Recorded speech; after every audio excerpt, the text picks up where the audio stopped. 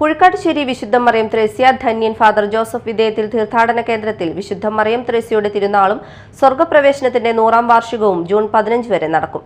June 7 വരെയുള്ള നവനാൾ ദിനങ്ങളിൽ ദിവസവും രാവിലെ 10:30 ദിവ്യബലി, നൊവേന, വൈകിട്ട് 6 ദിവ്യബലി, സന്ദേശം, ലതീഞ്ഞ്, നൊവേന, പ്രദക്ഷിണം, നേർച്ചഭക്ഷണം എന്നിവ നടക്കും. തിരുനാൾ കൊടികയറ്റ ദിനമായ ഇന്ന് ഹോളി ഫാമിലി സന്യാസി സമൂഹത്തിന്റെ കേരളത്തിലെ 5 പ്രൊവിൻസുകളിൽ നിന്ന് ആരംഭിക്കുന്ന ദീപശിഖാ പ്രയാണം വൈകിട്ട് 5:30 തീർത്ഥാടന കേന്ദ്രത്തിൽ എത്തിച്ചേരും.